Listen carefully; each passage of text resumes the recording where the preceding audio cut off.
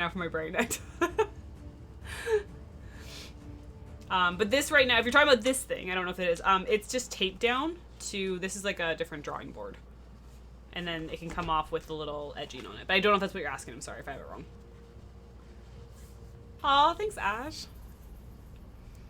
I just realized that painting you just started right now looks like a ghost with its hand stretched out towards you. It's coming to get me. I've let it dry, so I have to rehydrate the paper.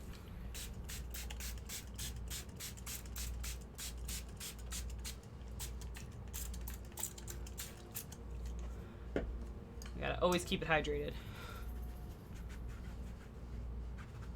But yes, there's always pockets. The reason it's doing this is because it always kind of warps the paper. It can't really be held down perfectly.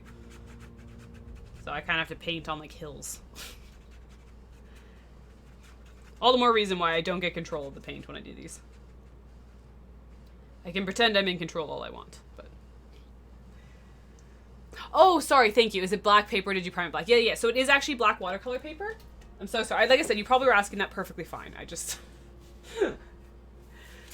oh, sorry, Popcorn was asking that one. But this is, so it is black watercolor paper. It is by Stonehenge, and it is 300 GSM, or 140 pounds if you're used to that for terminology. They do have one, I haven't got to try it yet, they do have one that's the exact same brand, but it's called Heavy, and it's 600 GSM, so it's literally twice the thickness. I do really want to try that at some point. Oh, the shimmery pots, thank you, sorry about that. Yeah, no, so they're actually, they all pop out. Both in these ones and the bigger ones. So that's how they're able to easily come out. They kind of have like these little like indents. The large guys. That makes sense what you're asking about. Sorry about that. Oh, that's the wrong side. They have, see that these little indents? So that's how they all like kind of slot and sit in their spaces.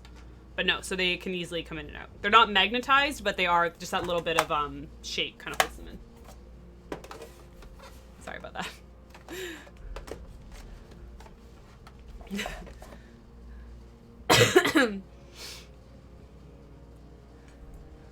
It's a ghost of the future galaxy. We'll create it eventually. It will come to live. But yeah, so the one thing that's fun about the reason I usually start with the regular paints that don't shine is because, like, for instance here, where it's really useful is when you do like the flash. So you can see these sections like through here, but this stuff right here that's not reflecting, I find it gives a lot more depth. That's kind of the mistake I think I made with this one, which is probably why I'm not like, I'm unsure about it. So much of it is done in the pearl color, and there's just not enough depth because there's not these like darker tones in the background that are like faded and soft. So that's kind of the balance I usually have to try and like play with. Is that get those ones that maybe aren't as exciting because they're not shiny, but they kind of make the piece way more interesting in the end. So I still kind of mess that up sometimes and just get too gung-ho about the shiny stuff.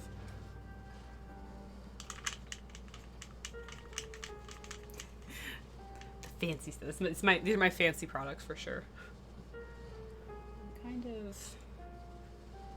I have a little stargazing photo book beside me that I'm using for a shape reference for this one. I always kind of use like a reference, but then I like just to get an idea, and then the rest is just writes itself.